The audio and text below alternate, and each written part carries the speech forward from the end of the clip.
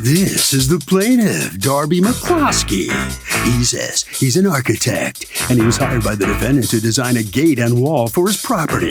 He did the drawings, submitted them to the defendant, and the louse just stopped communicating with him. Well, he's outraged.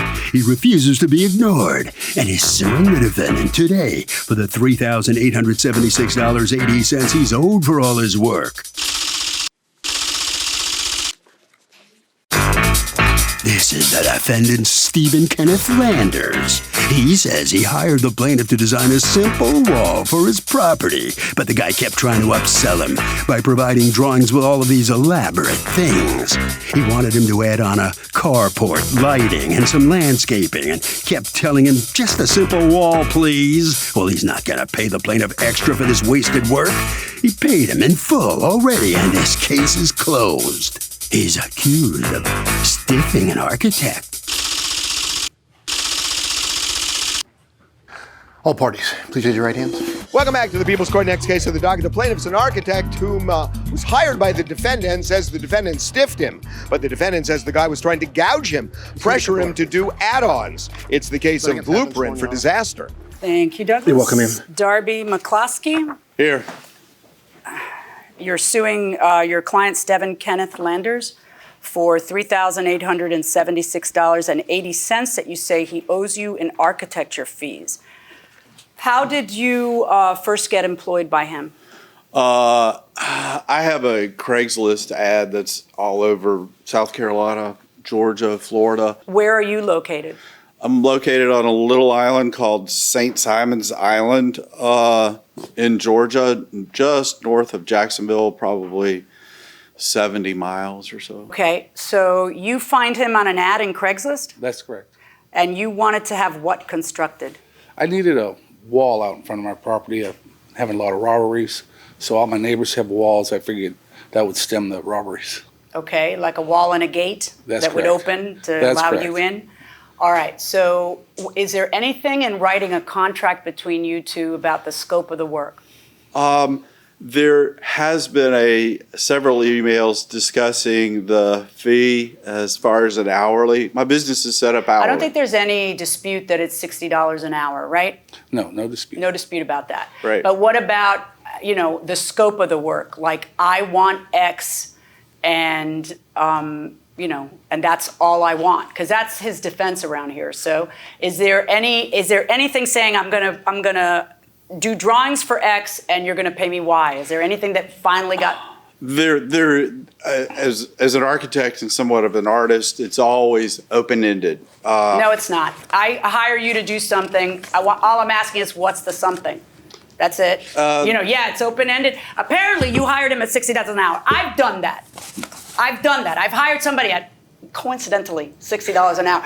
And I find it dangerous as can be, because number one, the work doesn't get done swiftly, okay? Because that guy's got to eat. And number two, all of a sudden I'm like, what? I have no idea what I put into a project.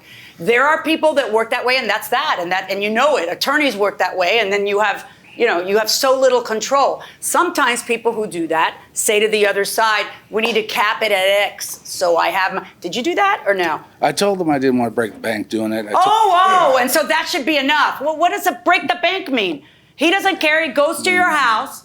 Apparently he sees your Ferrari, because I saw some chatter back and forth on the text about that. So, what you think break the bank means and what he thinks break the bank means is two different things. So the answer to my question is no.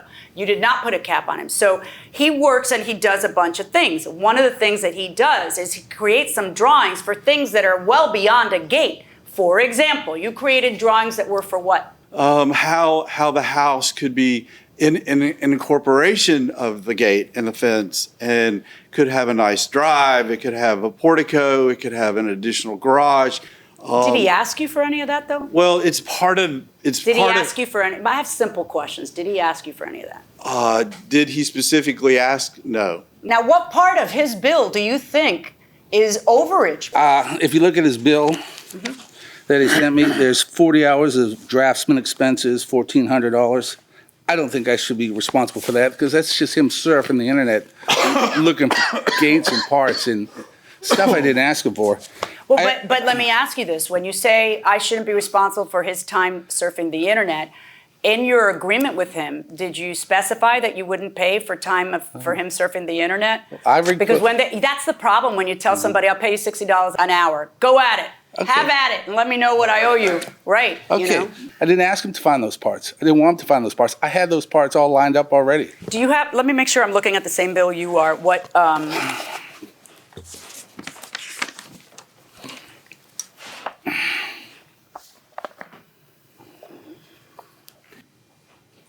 according to you, you spent 75 hours working on this? Yes, very, very much, 75 hours. You ended up just ghosting. You just stopped returning the guy's texts and emails and everything else, and you just, when did you decide, I'm not gonna talk to this guy anymore? When he started harassing me at work daily.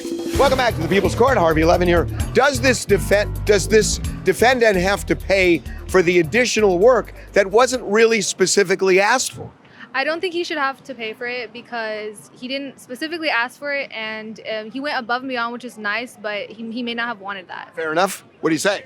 No, he obviously didn't. He was never told to do it. He shouldn't charge her for it. Okay, am I wrong here? Does he look like Jimmy Fallon? Am I wrong? Am I wrong? Have you heard that? I've gotten that before. You see, I was right there, going inside the courtroom. See, your conduct of just ghosting indicates to me kind of a bad faith when it comes to paying what you owe. Because if you felt that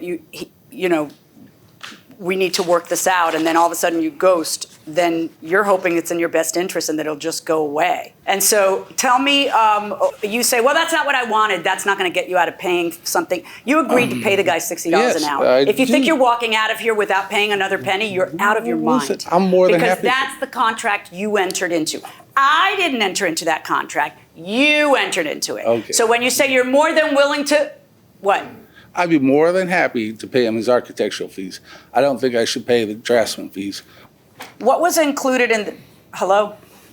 What was included in the 40 hours of draftsman's fees that you charge? There's a list of 13 sheets in which the draftsman puts together.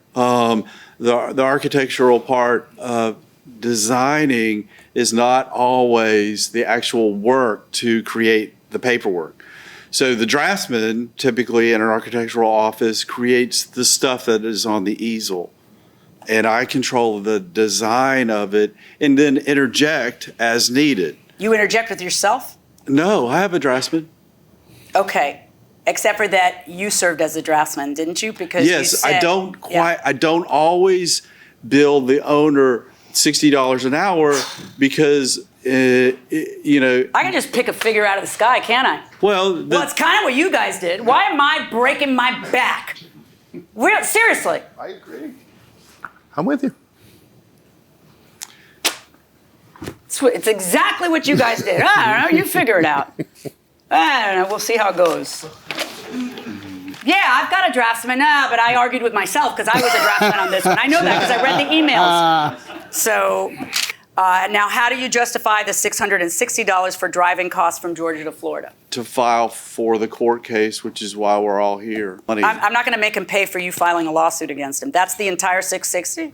Yeah, I had to go back twice. It's travel. Don't do business in Florida. That's not the same as travel to get his job done. I'm not going to order him to pay that. What's the lost wages?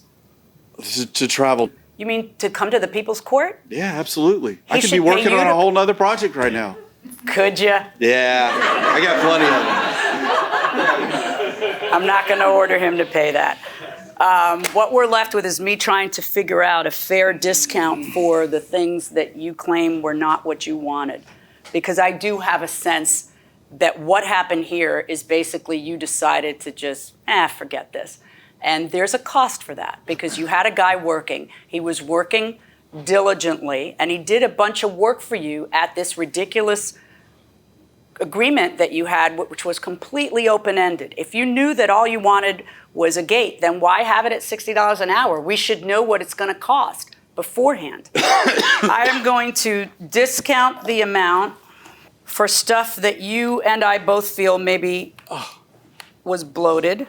by $1,000, and I'm going to order you to pay him you've already paid him $1,000. I'm going to order you to pay him an additional $1,776.80 for his efforts. We're done. Good luck, gentlemen.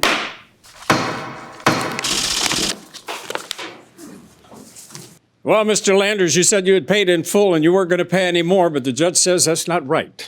You're going to have to give him another $1,700. Oh, well, you win some, you lose some. So where is it right now at this? Do you have the wall? Oh, no. Nothing's been done. I'm still in the planning stage. Still in the planning stage. I wasn't really happy with the drawings he gave me. You weren't? No. Okay. Well, you start again from scratch, right? Yeah. Another architect, and good luck. You will see. Okay, good luck to you. Well, Thank nice you to very meet you, much. sir. Sorry. Okay, good enough. That way. Oh, yeah. Door is that way. Mr. McCluskey? Yes. What you were asking for $3,800, an additional $3,800, you're going to get $1,700. That going to help cover the what you lost? Quite a bit. Something's better than nothing. Yeah. I think you could be more careful maybe in your contracts and make sure people understand what you're asking for in the future. I only work as an hourly employee. Yes. Okay, very good. Well, thank you very much, sir. Okay, you must sign a few documents on your way. And Harvey, what do you think? Doug, look, you never, make this short and sweet, never get money for just coming to court, even if you had to lose out on a job.